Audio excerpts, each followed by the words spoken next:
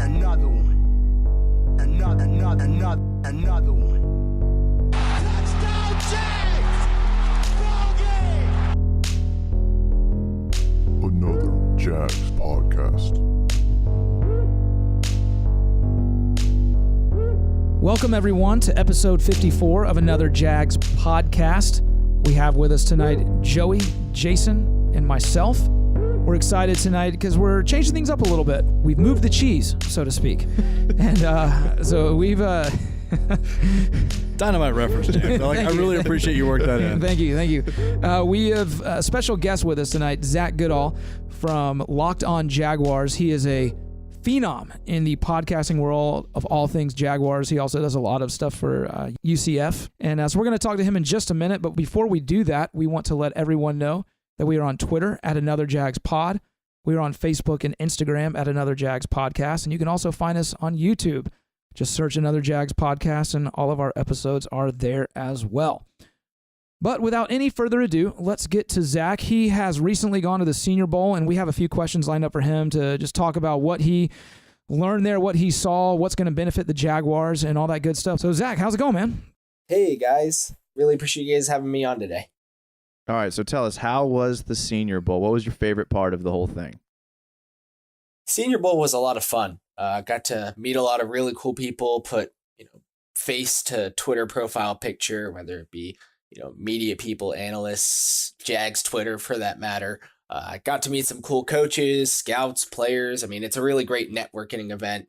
Got to say my favorite part was, although all the food was really great in Mobile, it's a great city. All the bars were a lot of fun. My favorite part had to have been the XO's film room. It's at the Senior Bowl hotel, the Renaissance right in downtown, really pretty hotel. They could do all the press conferences, interviews, radio rows, stuff like that there.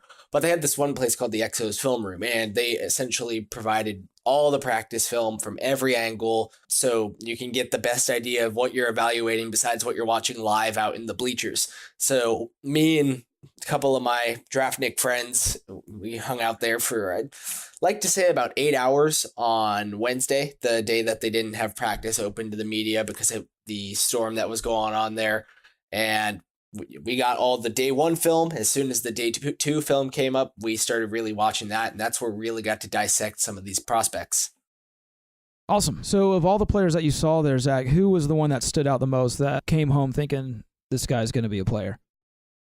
So there were a couple guys that really impressed me out there. Some of them I was already a fan of when they were coming in, and they just made themselves look even better. And that's the most important part of the Senior Bowl is you're under a microscope, right? It's not like receivers. They get like 8 to 10 plays a game where they really get to show off what they are to scouts. Whereas they're under the microscope every single rep they take in Mobile when they're doing the one-on-one drills and then in team and all these different types of things. And these prospects really get to elevate themselves under the microscope of the NFL.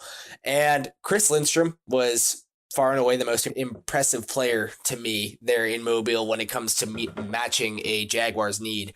He's a guy I'm confident could be a plug-and-play type of guy at right guard, replacing A.J. Cann in this scheme, or even if they switch schemes up, I think he's versatile enough to do it. He measured in with pretty good arm length, considering he's a little bit shorter than what they seem to like on their offensive line. He came in at just over 6'3", 304 pounds. But good arm length, came in above the average NFL guard there, and that'll help him a lot in pass protection. But as a run blocker and a combo blocker, the dude was outstanding with a ton of aggression, great hand placement. He had a lot of quickness to the second level that you don't see out of A.J. Cann. He's just not nearly as athletic as Lindstrom in this aspect. And I think if the Jaguars hold on to their 38th pick in a situation where maybe they do, maybe they don't trade up for a quarterback in the draft, but if they're able to hold on to their second round pick, the 38th overall, I think offensive line is going to be what they want to hit on, not just because they need to replace Cam, but so they just have more bodies there, because obviously last year was a bit of a disaster. And he's a guy that I think you can plug in there, and he could honestly be like a 10-year starter. I think he's going to be that good. He's probably the best interior offensive lineman in this draft. There was also some other guys that I won't go too much in detail on. I'm going to be doing some scouting reports on them. Foster Moreau out of LSU came in with the he was deemed a blocking only type of tight end, didn't have the greatest athleticism, wasn't used much as a pass catcher, but he won a lot of contested catch battles out there in practice. He didn't look overly athletic, a little stiff when he was coming out of his stance, but I mean, he was winning at the boundary. He was separating decently enough to the middle of the field. He seems to fit the mold that the Jaguars were trying to get out of Austin Seferian-Jenkins to start the year before he got hurt. I think he's a guy that could be a mid to later round pick that would be able to come in and be a solid tight end here. And Terry McLaurin out of Ohio State met with the Jags a couple of times.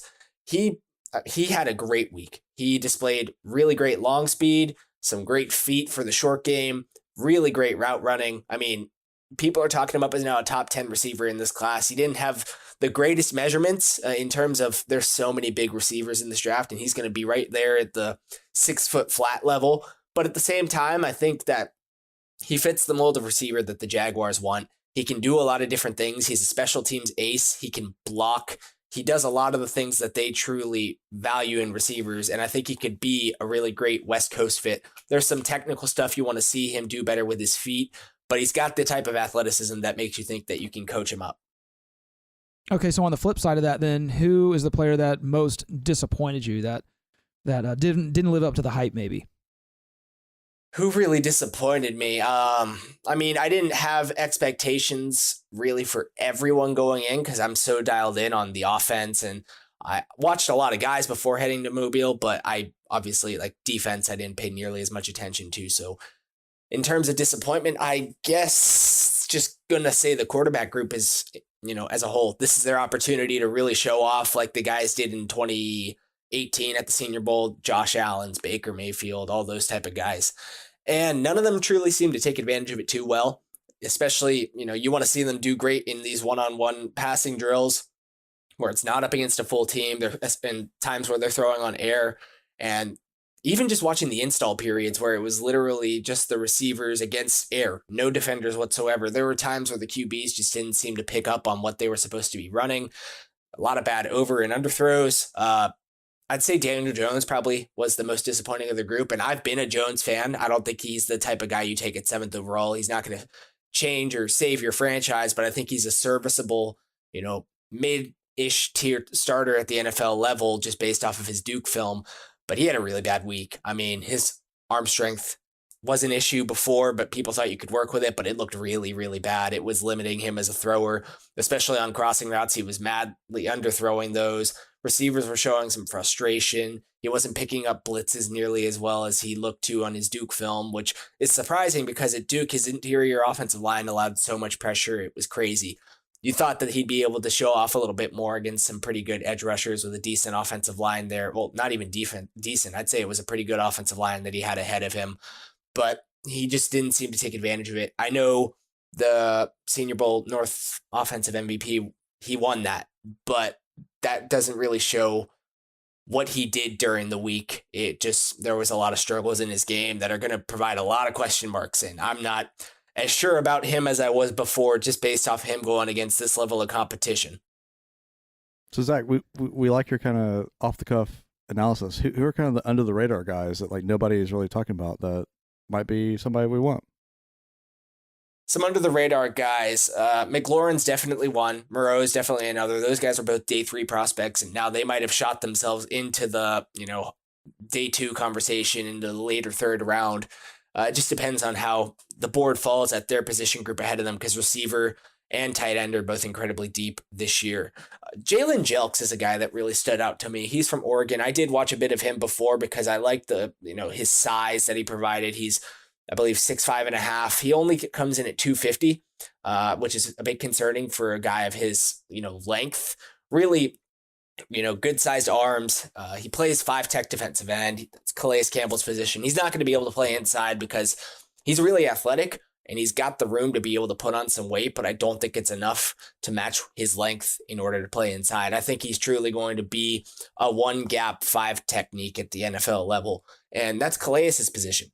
And Calais, while he is having back-to-back career years, he's not getting any younger. Like, I expect him to still keep playing very well, but he turns 33 before the season starts in 2019.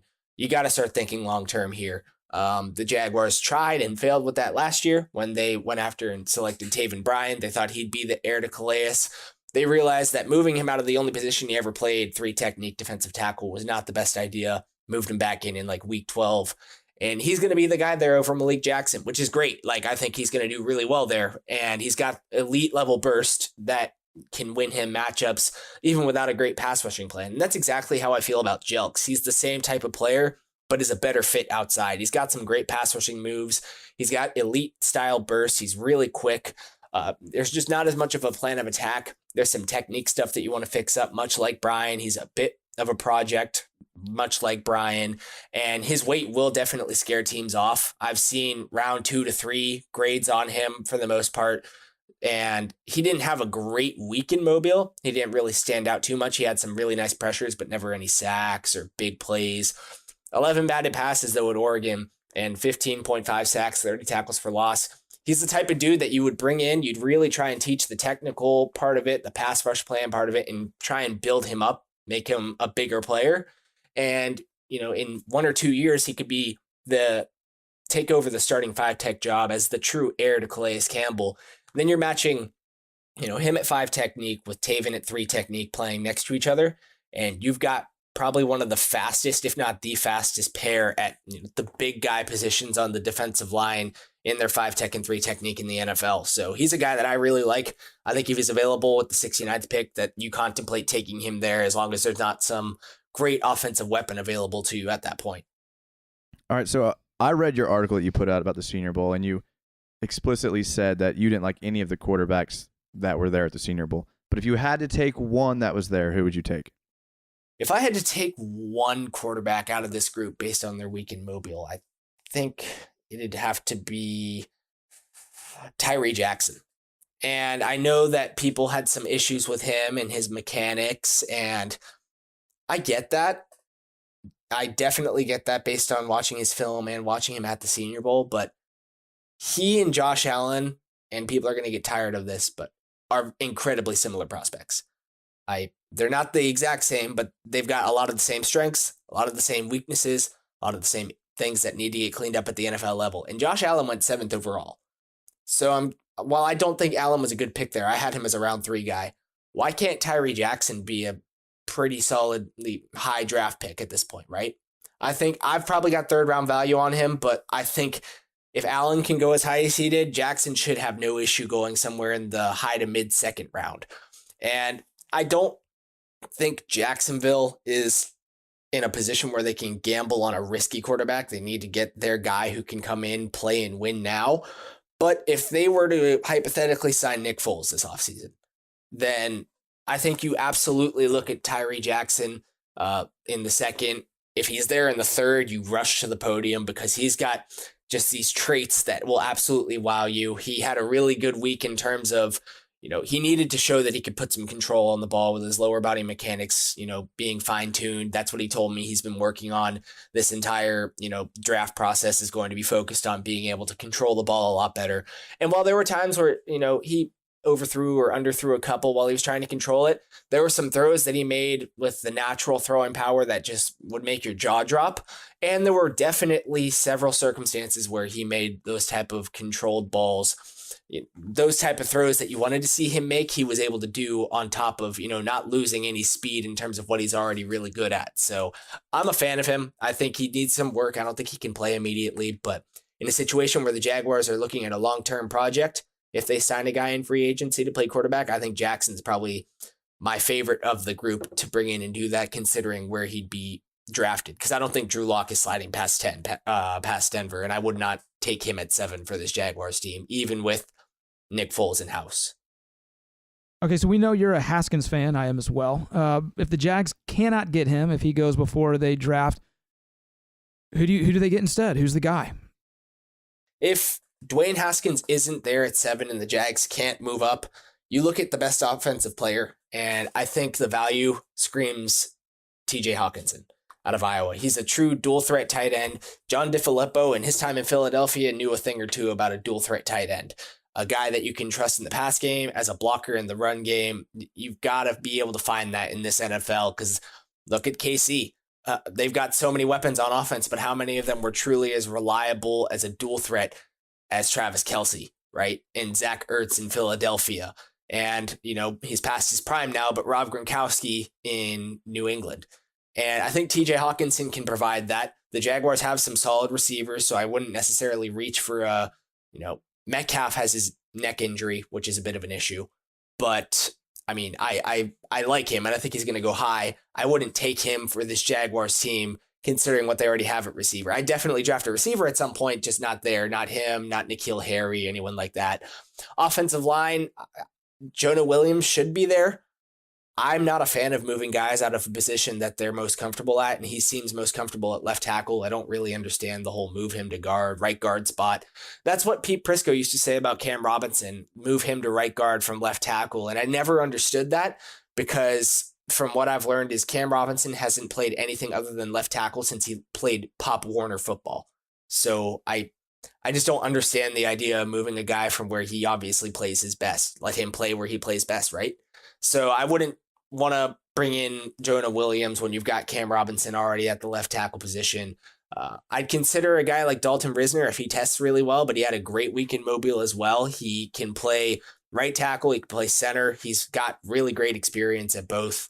So he's definitely, if he tests well and can put himself into that conversation, because I've seen him mocked as high as number 12, then maybe you consider it and, figure out what you can do. You probably can plug and play him at right tackle. I know they took Will Richardson, but being a 4th round pick, I'd say that, you're probably going to give the 1st round guy the edge. But all in all, for, bang for their buck, the most valuable type of guy that they could take there for this offense would probably be Hawkinson to me. That, or if they really like Noah Fant, who is Hawkinson's teammate at Iowa, then that works too. But I think Hawkinson's going to be the best all-around tight end in this class. Hey, Zach, thanks so much, man. That was awesome. We appreciate all the work that you do. We love reading your stuff on Twitter. If our listeners want to read more of your stuff and they want to follow you on Twitter, where can they do that at? You guys can find my work at Locked On Jaguars, the podcast. We run a daily show for the Locked On Podcast Network, as well as all my written work at lockedonjaguars.com, and Black and Gold Banneret covering the UCF Knights. Going to be doing some draft content there as well, and player evaluations, taking it a bit to the college level.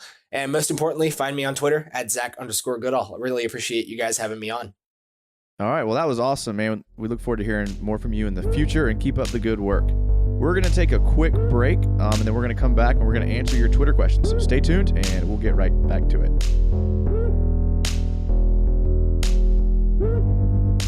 Another Jags podcast.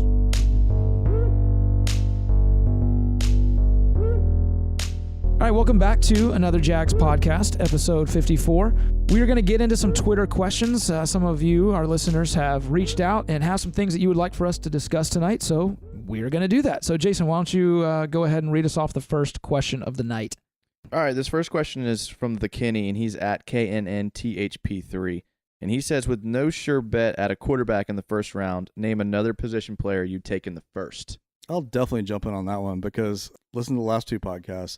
I don't want us selling the house pick wise to trade up and try to reach for somebody. And I think we can get somebody in the second round that's a decent quarterback that might be. Who might that be, Joey? Oh man, I don't know. Do you listen to us or not, James? Greer with a capital G. But with that being terrible said, he did not look terrible. His velocity was fantastic on every stretch. Period. I mean, he had the best velocity out of anybody there. It was better. Velocity.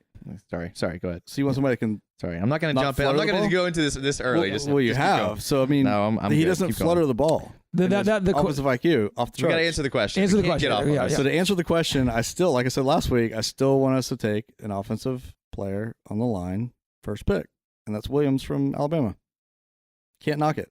No, I agree 100%. They need to go absolutely offensive line, and I agree with Williams. Alabama, 6'5", 301 pounds. I mean, it's a big boy. It's pedigree, man. Right, and I trust Alabama offensive linemen. We already have one. Granted, he didn't play at all because he got hurt, but yeah, I think they need to absolutely address the offensive line. It's amazing if you consider our offense last year, how the wide receivers didn't produce, the running backs did not produce, the quarterbacks were atrocious.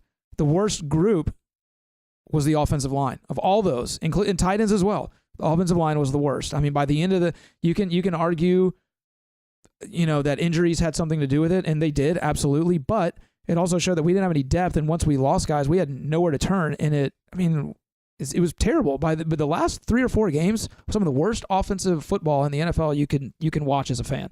And a large part of that was because of the offensive line. So they need to address that at the top of the draft. It's not going to be an exciting pick, but it's the most needed. And I agree. If Jonah Williams is there and they're not going quarterback, then he's the guy. Yeah. Plus, Parnell's gone cap wise. Right. So that's another guy gone to free up cap space to do other things with. So again, that just goes towards offensive line. I'm with you that we needed a lineman, 100%. But I don't think solving the offensive line problem, the answer is through the draft. It's just I'm not a fan of young guys coming in and making a difference on the offensive line. It doesn't really happen anymore. Quentin Nelson was a generational player last year. Everyone that watched him play knew he was going to be good. Like, it was without a shadow of a doubt Quentin Nelson was going to be a good football player. I haven't been more certain about anyone, I don't think, ever in my entire life. And he went 6th. Look at where these guys go. The next offensive lineman that went last year, 9th, Mike McGlinchey, the 49ers from Notre Dame. He's been not even that good this year. Colton Miller was terrible this year for the Raiders, was the next lineman to go. Isaiah Wynn got injured, didn't play. Austin Corbett went to the Browns. Not that great. I just don't trust young offensive linemen. I don't want Parnell, but if we were to bring in a rookie at the right tackle, there would probably be a huge drop-off between Parnell and what the rookie can give you next year. The speed is just so much different, and it takes young guys on the offensive line just some time to get used to it.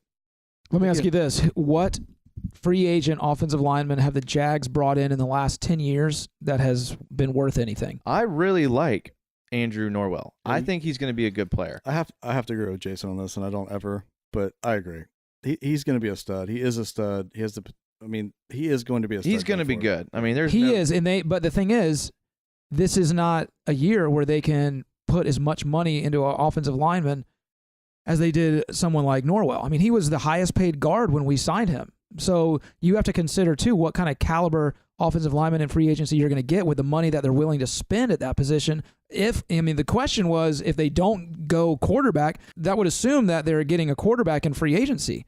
So it's either Foles, who's going to cost an arm and a leg, or then after that, who knows? But you're still putting money into it. Well, listen, we're having to cut people to find a quarterback. So if that's the case, then what kind of offensive lineman are we going to afford? I'm not arguing your point. I think it's a good point, but I'm just saying, we don't have the money this year to go get a Norwell. Well, I mean, if you went the cheap route on quarterback, then you could bring in a guy like a Jared Veldheer that was an unrestricted free agent from the Broncos, or Cam Fleming from Florida State, who played for the Cowboys. Like, you could bring in a mid-tier guy like that, I still think Juwan James from the Dolphins, they're not great, but it just takes rookie offensive line. There's such a learning curve for those guys. It's probably the biggest of any position in the NFL, and it's hard to put your stock in a young guy like that. I mean, look how long it's taken Cam Robinson to adapt. He still isn't what we think he is, and he was given a first-round grade. So it just takes them a while. And I know he was injured, but it depends on the route they're going to go. If they're going to try to get a quarterback in next year's draft and they're just kind of loading up on the offense, I would like to see us go like wide receiver. Try to get a guy like N'Keal Harry and get a guy DK Metcalf, maybe pick up a Deebo Samuel in the second round. Some guys like that, then that way we have weapons for a quarterback to come in and use. Yeah, it's hard to answer these questions without knowing what they're going to do at quarterback. Because if they go for Foles, that changes the whole trajectory of the offseason in terms of where they spend money and where they draft and all those things. Let me ask you this, both hypothetically. If they do get Foles, do you still want offensive linemen as the number one pick for the Jags? Or do you want a more of a weapon type player? I think that's especially so. Absolutely. You still want offensive linemen? Yes, okay. Absolutely. I mean, if we get Foles, that's the one guy we can get, hopefully, cross fingers and toes, that is going to be the guy that can come in and make a huge difference. Everything else is either a stopgap or a rookie that's filling a position that Jason's right. Yeah, they're not going to come in and do fantastic their first year, which means next year's going to suck. And I think we really need to prepare for that. I think next year is going to be the year that, dude, we're bringing in rookie guys to fill positions that rookies don't do good at to start with. We're bringing in people that, whether it's wide receiver, offensive line, a rookie quarterback, nobody expects any of those three positions to come in and be a stud the first year. Right. Right? Well, let me ask you Travis's question that kind of goes off of that. He's Travis D. Holmes, and he's at Trav Likes Bacon. Who doesn't? We all Heck, like man, Bacon. Trev, well done. He says between free agency and the first 2 rounds of the draft, what positions do you think the Jags must come away with? I ask this as I think we could get away with not addressing running back, tight end, etc. What are the 2019 urgent positions? Quarterback, obviously. Well, quarterback for sure, but we don't have a tight end. Jenkins is gone. O'Shaughnessy's a free agent, right? You got to address that because we don't have. O'Shaughnessy's a free agent, but I don't think he's going to be demanding much. He's not Right. going to be demanding much, Right. but we don't want to bring him back either. I mean, technically, we don't have a tight end, so that has to be addressed. I don't know. I don't think it's as urgent as, like, for me personally, at the tight end position, I would rather them sign a more of a blocking tight end and see what O'Shaughnessy can do as the move tight end. Bring him back. He's not going to demand a lot of money. He'll be cheap. I'm kind of with Jason in this one where I think he has a higher ceiling. I don't think we've seen enough of him yet. I'm not saying he's going to be the next Travis Kelce or anything like that, but I think he could produce. I would rather them get a wide receiver, early in the draft and see if they can find, a tight end later on versus immediately. But I mean, I think it's quarterback is the glaringly obvious answer to that. And then I'm going to say it again. I'll beat this dead horse. Offensive line after that. I still think that if you fix the offensive line, we have running backs that can produce. We have D.D. Westbrook. We've got Chark. We have wide receivers that can make something happen. And you get a experienced quarterback. Who are our starting receivers next year? It's Lee, D.D., and Chark. Absolutely. You have that much faith in Chark? I do. I want to. Other than Randy Moss, name a rookie wide receiver that did anything. I mean, there have been. I mean, but you can count them on maybe one hand in the past 10 years. Doing anything is vague. Like Pro Bowlers, there's not that many, but I mean, there's been guys that have been like serviceable. Like Juju Smith-Schuster came in and was really good his rookie year. Okay. Well, And, I mean, it happens. I mean, you don't have to light the world on fire. but you Allen gotta- Robinson was good his rookie year. You gotta get on the field though. That's what we need. I'm not looking for you to be a Pro Bowler. I just need you to get on the field. And he wasn't good enough to get on the field last year. So that's Yeah, believe me, I wanted and want Chark to be good. He's got the size. He seems like he has all that stuff, but he just didn't. It just never came about. And I'm just, if there is a legit wide receiver there, I'm not willing to pass on him to get a tight end and bet on Chark. I'd rather take the wide receiver that looks awesome, try and find a tight end later. Or get, again, like I said, more of a blocking tight end to continue to strengthen that line and help Fournette and help whatever quarterback we have. Well, I think the best way for me to answer this question would be I have not even looked at any other position potentially in the draft other than offensive line and quarterback. Well, there you go. I think that's your answer there. That's my answer. Yeah. I agree. We definitely need to draft one of those positions, at least one of each of those positions. But linebacker, I think we have a big need at linebacker.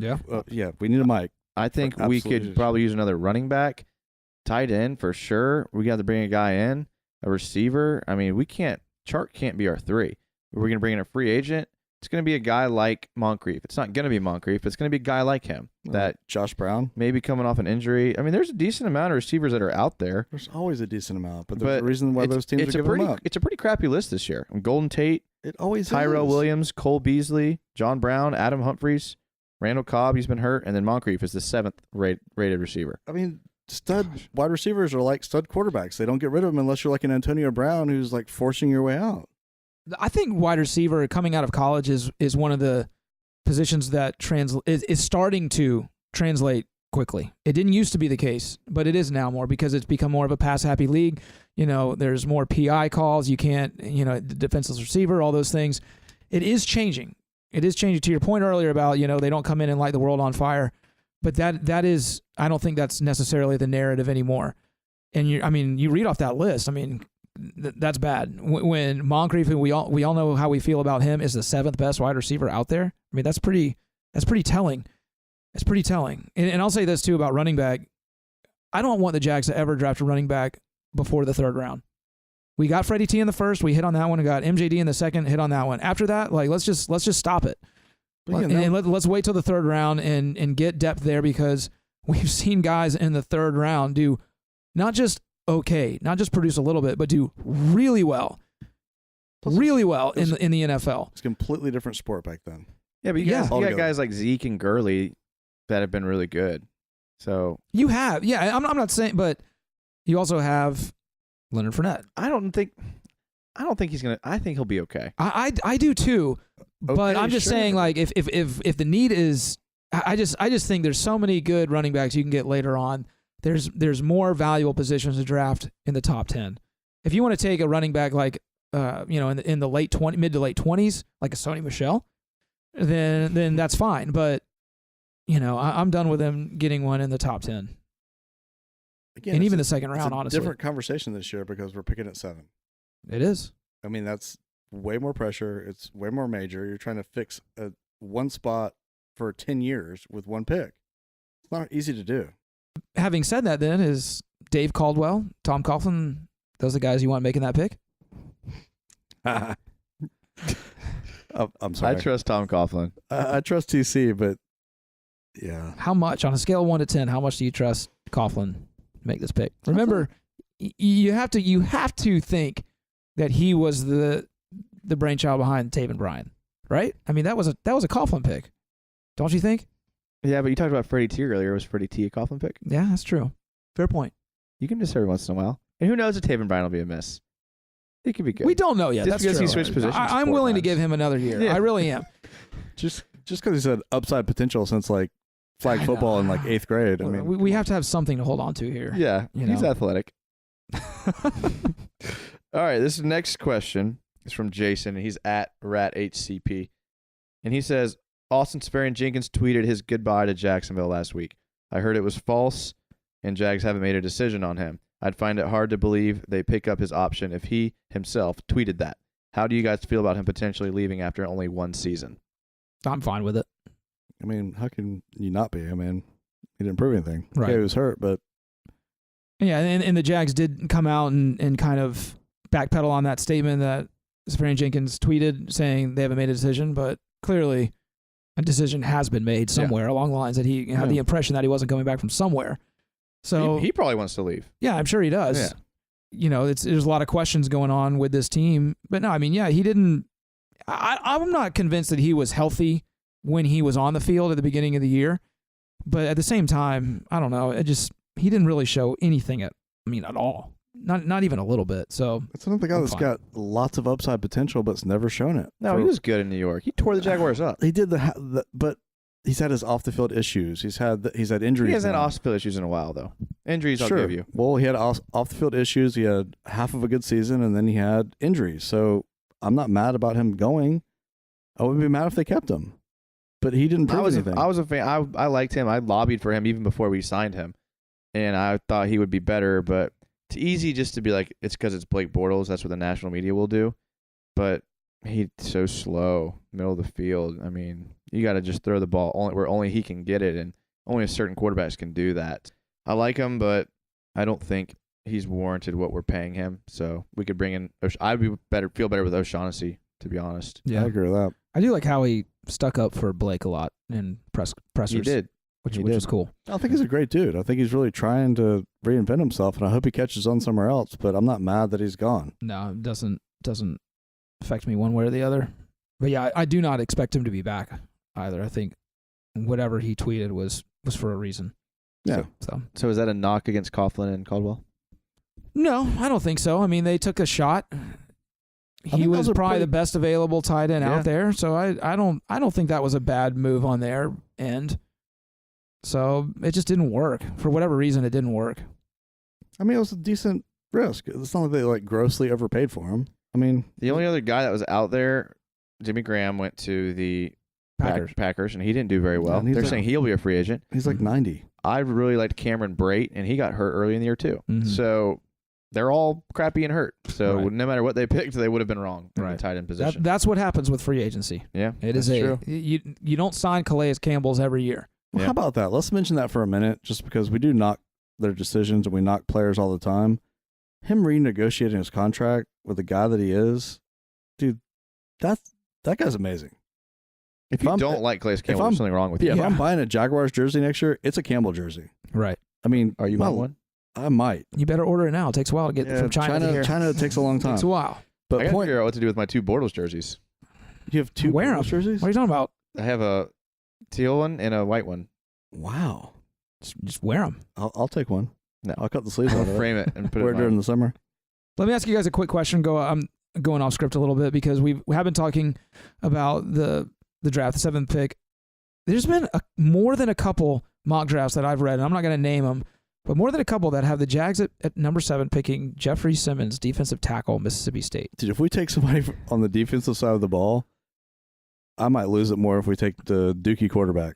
I mean, please no. There's been why? multiple. I mean, okay, maybe if there was the best middle linebacker you've ever seen in your entire life that would fit that spot, okay, that'd be the only defensive position that I would remotely be okay with taking in the 7th pick. I mean, financially, it makes sense. If we're going to be a defensive team, we're going to need a defensive tackle next year. Do you want a guy that's a rookie, or do you want a guy that's had a year under his belt? So if you're thinking about drafting a quarterback next year, it's not crazy to go the route of D tackle this year. I know nobody wants it because Taven Bryan was supposed to be a D tackle and is a D tackle, but we don't have a big end to replace Calais Campbell. Like, we don't have a big guy to put on the strong side right now. Taven Bryan could be a weak side rusher or a defensive tackle, 3 technique, Malik Jackson position. So Campbell's only got 1 year left in him, is what you're saying? Probably. Really? What is he, like 34? He's been the Pro Bowl. Pro Bowl player. You can't drop off from Pro Bowl to nothing in a year. It happens all the time. He's 34, man. Plays a hard position. He's not a quarterback. He's in the trenches. Look at how much did he get hurt this year? He was out all the time. And he still played through. I know. being I love hurt him, and but played I'm well. just saying if they're thinking quarterback next year, and they want to have a good defense to go with that good quarterback next year, it's not crazy to think a D tackle is. You got to play 4 guys on the D line, and 3 of them that we had this year could be gone next year. The scary part, as we talk about things and as I think about things and analyze things, is that next year's not going to be good. We still have a long way to go. No, I mean, I think it could be if everything goes perfectly, but I think everything is aligning that next year is going to be us trying to fill roles for the year following. I think what we see is just how many holes there are to fill on this team coming up, and that is hard to do. And you know what? That'll be Fournette's contract year, so he'll probably have a great year, so that'll work perfectly. Maybe he will. I'll tell you what, if Quinnen Williams somehow falls to us, we have to take him. He is a beast. The last mock draft I saw from CBS has him going first overall above Joey Bosa. He's good. Yeah. And people know it, but that would be the only way I would be stoked about a defensive tackle, because that dude is, I've been saying that forever. He's a beast. This is such a heavy defensive draft. And if the Jaguars' mentality is take the best player available, Jaguar fans need to be ready to hear a defensive player's name called. So if that is their strategy, which most of the time that's what teams do, is they take the best available player, not drafting to a need to fill a hole, but who is the best on the board, who they think is the best on the board, taking them and looking at the names, look at all these mock drafts, it's defensive line. I mean, it's everywhere. That's what this draft is. So we keep saying offense. Look, the front office could be not even looking that direction. They could be hard looking at defense. So just throwing that out there, something to consider. Let me ask you a hypothetical. Please. Is it addressing what he just said? Yes. Okay. Let's say the Jags trade up to number 2 to get Haskins. If they're trading up, they need to trade up number 1, first of all. But Let's say they can only get 2. then they're going to lose out. And let's say the Giants trade up to number 1 and the Giants take Haskins. Would you be okay with taking Bosa or Quinnen Williams with the 2nd pick? Yes, actually. I mean, yeah, because they already messed up. So is that the recovery? If you can't trade up to number 1, then don't trade up. First of all, done. If you do that, then you're our front office, and I can see them doing that.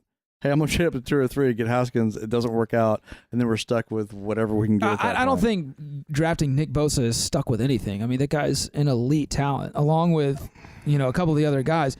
It obviously wouldn't be the quarterback you wanted, but hey, come on, Joey. You got Greer sitting in the 2nd round looking nice. No, we would have a 2nd round pick at that point, though, is my point. We might be picking in the 3rd. No, we wouldn't give up our 2nd round. You'd have to trade up to 2. I don't think so. That would just be stupid. You can always take Kyler Murray at 2. All right, let's go to this next question. This next question. Nice segue, Jason. This really next question nice. is from Lee Collum, and he's at Lee Collum too. And he says, it's 3-tiered question. So be ready, Okay. boys. assuming we draft a quarterback round 1, will he start week 1? What are the expectations for a starting rookie quarterback to avoid the bust label? And how can the new offensive coordinator game plan around the quarterback to prevent a Bortles-Gabbert situation? Man, 3-tier indeed. I'm assuming that he's saying drafting a quarterback in round 1 with the 7th overall pick. Yeah. Okay. Yeah, because you would assume if they moved up, he would definitely be the starter. If we take him in the top 10, let's say, wherever that is, then yes, start him week 1. I don't care if we get Flacco on a 1 or 2 year deal or Bridgewater or whomever. If we draft a quarterback in the top 10, he needs to play because they're saying he's the future. So make the future now. Second part, what are the expectations of a starting rookie quarterback? To me, it's just that there is a constant progression throughout the year. I mean, everything that they do gets just a little bit better, a little bit better. I'm not saying he has to throw 25 touchdowns or whatever. It's going to be ugly at times, but you see growth. Something else I think that you need to see from a top 10 quarterback, especially if you're trading up to get him, is that he's got to be a leader. I think he has to establish himself as a leader in the locker room, in the huddle, on the field, off the field, all of it. And then lastly, I think for the new offensive coordinator to game plan around him, just play to his strengths, get a good offensive line, talk to Fournette, say, you got to help this dude out, and get a guy who is a natural thrower of the ball. Natural thrower. What if that quarterback's strengths are like the West Coast offense style? Do you change your offense? I would imagine that you have made that decision before you draft him, that's what you would do. Like you don't draft a guy and then say, well, we want you to adapt to what we're going to do. You adapt to his strengths. So I would say yes. I mean, but you should know that already going into the pick. So I think that question needs to be prefaced with, are we staying at 7 and doing it or not? Because we're not getting a quarterback at 7 that's going to be starting.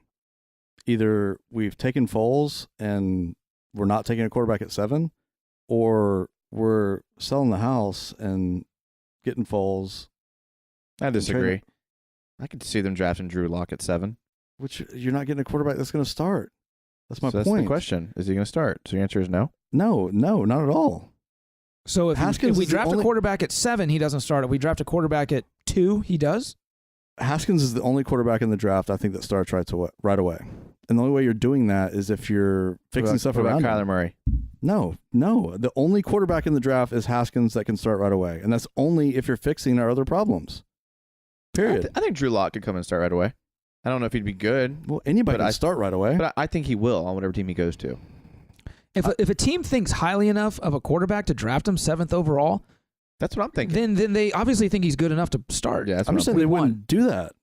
That's not the question, though. So only one quarterback's going to go in the top 10, you think? I didn't say that. What did you say, Joey? I'm saying that we're not drafting a quarterback at 7 is my point. Okay. All right. Well, the question is assuming we draft a quarterback round 1. So let's say we trade down and get Will Grier at the 32nd pick. Is he starting week 1? That's what Lee Collin wants to know. Mm-hmm. I don't think he is, because at that point we would have gotten a veteran to come in, and that guy's starting for the first. I mean, he might be starting game 4 or 5, sure. But I don't think that unless you're just a phenomenal talent like Luck, that you can come into the NFL, start week 1, and be a productive quarterback. I think it's not possible, especially with our wide receivers, our tight end situation, and our offensive line. Okay. I agree with James and everything he said, basically. Yeah, I think he'll start week 1. Why not do it? Expectations, improve.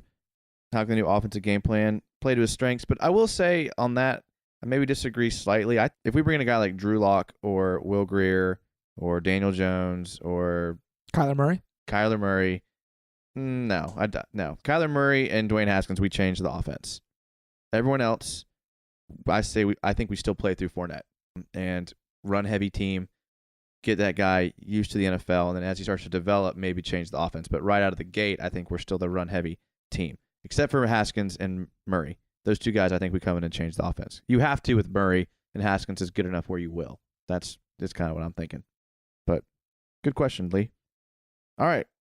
This question is from King, and he's at the Noah Bennett, and he hashtags this with bad question challenge. I like it. So I'm thinking hopefully we can start a little. We had some bad questions last week. We did. And I noticed the guy with the bad question didn't ask one this week. So hopefully he just missed it and Joey didn't offend him terribly.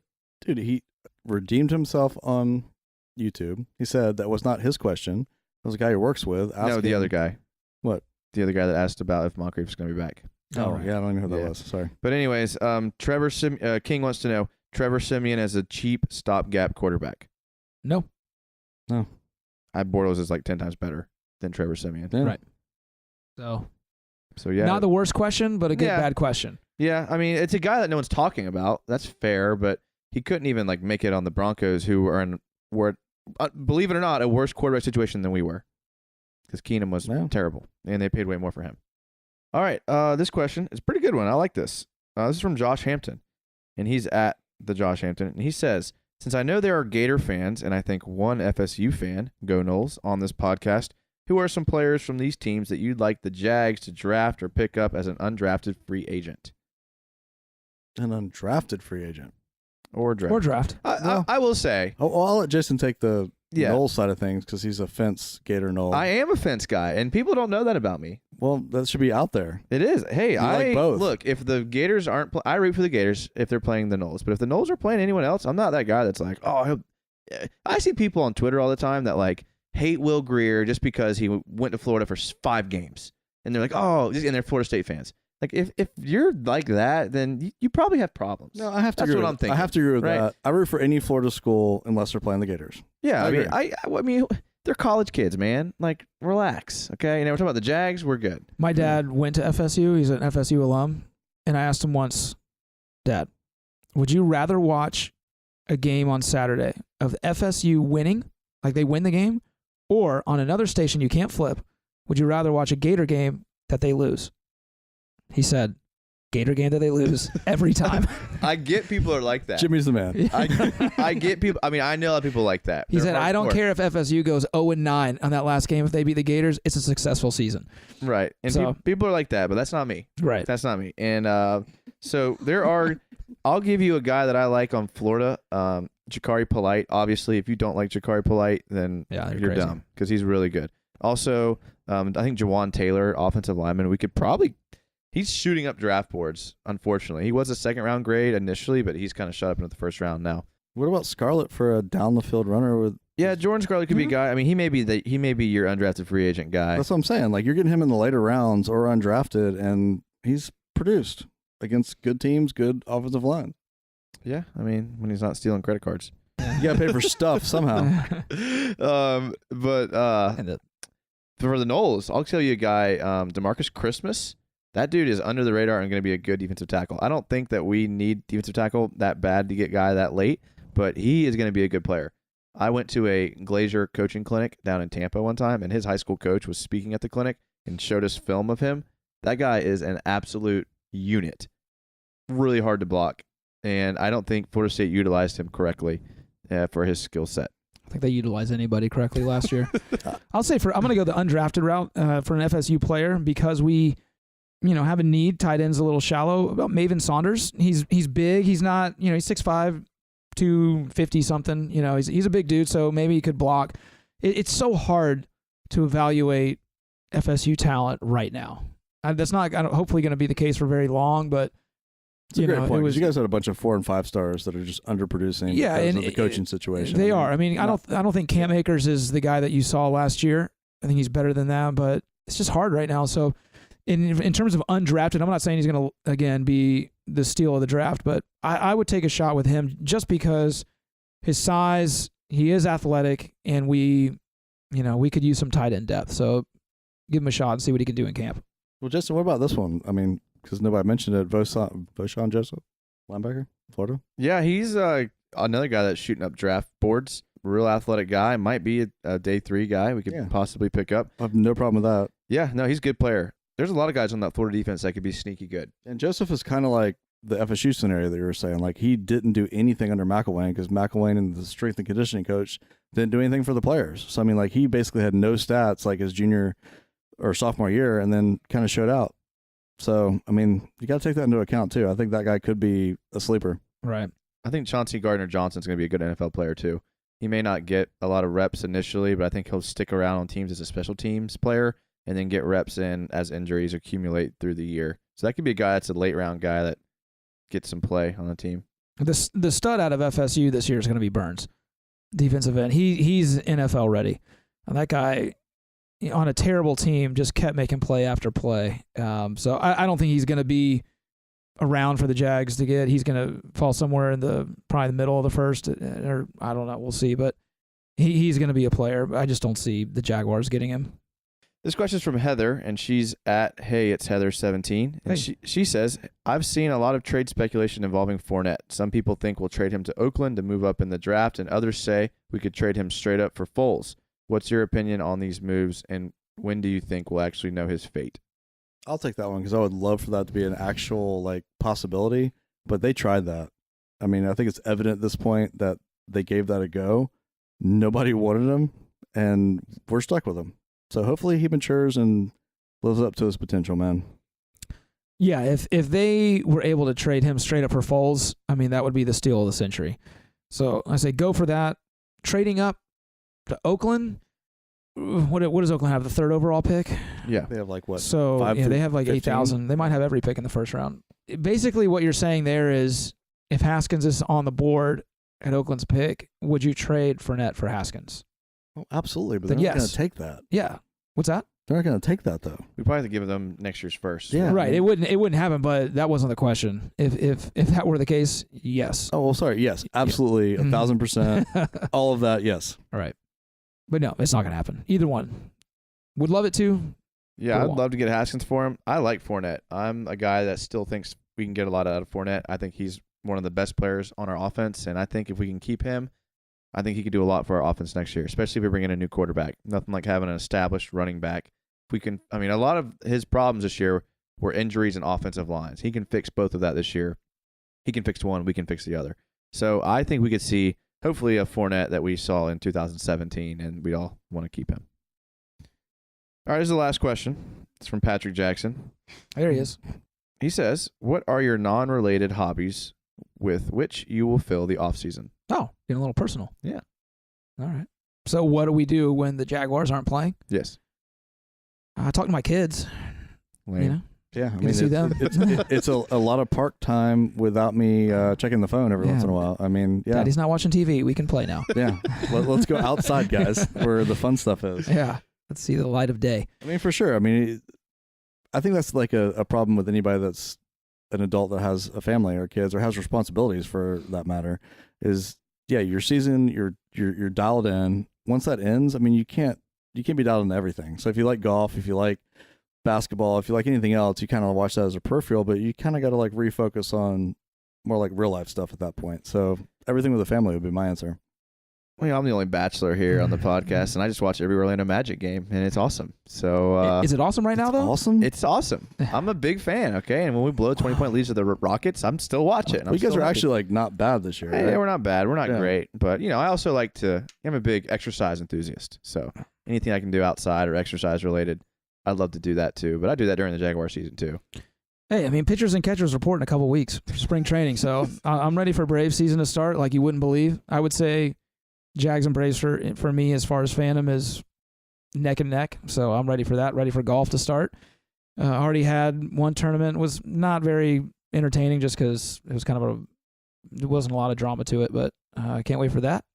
Golf season to start. I love watching golf on Sundays. But like Joey said, it's not, I don't plan my life around it. If I'm home and there's nothing going on, I definitely watch it. But golf's a great background sport. Golf is a great. You can turn on golf and they'll be on the 2nd or 3rd hole, and you fall asleep and you wake up and they're on the 12th hole. You still have 2 hours of it to watch. Exactly. It's amazing. It's a fantastic background sport, and I agree. I mean, the golf season, there's so many good players right now. I'm excited for that for sure. It's a good point. My Sunday napping is NASCAR. I like to turn on NASCAR and just that sound just puts me to sleep. Then I wake up and then the race is almost over and I'm like, oh, nice. Yeah. Cheers for the points. I think NASCAR, from what I've heard, is one of those sports when you see it in person, then you start following it. But man, NASCAR's like hockey to me. I love to watch that live, but I'm not watching it on TV. Right. I can't see the puck in hockey. Every time I'm like, what are they doing? And then everyone cheers. I'm like, oh, it went in? Who knew? All right, well, you wanna who's gonna win the Super Bowl? We're gonna wrap it up with that. Patriots. I don't think it should be that simple. What about I think this is a point that needs to be talked about because a lot of people are. We have about 5 minutes, so 5 minutes until we don't want to go over an hour for our poor listeners. Yeah. You don't. Okay, well, off record. No, go on record. Yeah. Okay, well, we got 5 minutes. On record, then. I can take up 5 minutes almost. Go for it. 90% of the country is rooting for the Rams solely because they don't want to root for the Patriots. And I've been in that camp solely because I'm a Jags fan, like first and foremost, and they're in our division. But at this point, man, I was a huge Jordan fan. And he was a transitional player, a generational player, like best ever. Brady's at that point now, and Belichick is too. I mean, yeah, I want the Rams to win. I'm still picking that. But in my heart, I know the Patriots are probably going to win. And if they do, I'm not going to be mad about it because we're witnessing something that you will never see again. Yeah, I agree. I mean, history is happening right in front of us, and it's pretty awesome. It is. And the fact that they're like kind of cheaters to an extent, even though they didn't need to be, taints it a little bit. But we're seeing something that will never, especially in the salary cap, never happen again. I think the Rams win. And it's not because I'm a Patriot hater. I just think they're better. You know, I think whoever would have played the Patriots in the Super Bowl, whether it be the Rams or the Saints, would have won. So you don't think KC was better? No. I think the Rams and the Saints were better. And whoever was going to come out of the NFC is going to win. Their offenses are too high-powered. Yeah, Jordan was good, but, I mean, we're talking like Jordan on the Wizards' age now for Tom Brady. So you don't know, like, what we're going to get out of Tom Brady. I mean, we kind of seen him slip a little bit this year. He looked good in the playoffs, don't get me wrong, but playing the Colts and the Chiefs isn't playing the Rams and the Saints and guys like that. So I think that the Rams are just high-powered offense. They'll get up on you early, and Patriots will try to make a run, but it'll just be too little too late. I don't know, but for the first time, I'm actually rooting for the Patriots. Man, this is my old man curmudgeon coming out of me, but you got, this team from L.A., this young coach with his 5 o'clock shadow, his little faux hawk hair, and all these young, like, no, man, I'm rooting for the old dude with the weirdo hoodie on with the cutoff sleeves that probably wears sweatpants, and he's a multimillionaire all the time. I don't know, for some reason, I like the idea of this kind of aged team, all these older guys just taking it to the young guns, and I don't know. I mean, I don't have anything against the Rams. I think they're a fun team to watch. But at the same time, I would love to see the old dudes take it to them. I think it would be incredible, and I'm not going to bet against them. They're just too proven. And I'll say this too: you got Belichick on one sideline, greatest coach of all time, versus the youngest coach in the NFL. I think still. I mean, come on, how are you going to bet against Belichick? When you talk about bet against them too, I mean, the line opened up straight up to KC, I think at 1.5, and within 2 days it went to Patriots at 2.5. Vegas doesn't make a lot of mistakes. No. And that's because everybody believes in the Patriots, man. They're just better. They find a way to win. And I think they do. I think they find a way to win, even though for half of me doesn't want them to win, half of me does. I mean, but your boy Sonny Michel's on the Patriots. I know, man. And he had a huge game last game. Huge. Would have loved that to have him have that with the Jags. I mean, Brady's got to be the dorkiest, like, stud cool guy of all time. I mean, he's married to a supermodel. He's a billionaire. He's the best quarterback of all time, maybe the best football player of all time. And did you hear the chanting? Like, he's a complete dork. So he's like this, like, we're still here. Yeah, like, what are you doing with that, man? It's like, I don't even understand it. It's crazy. All right, well, that'll do it. Episode 54 in the books. We want to thank Zach again, Zach Goodall, for joining us. Locked On Jaguars podcast. Check him out. He's on Twitter as well. You can search him there, and he is full of Jaguar information. Highly recommend following him. Thanks again for joining us. Listeners, we appreciate it. You guys make our show for us, and it's awesome. We have a blast interacting with you, so keep the questions coming. That'll do it for tonight. As always, go Jags.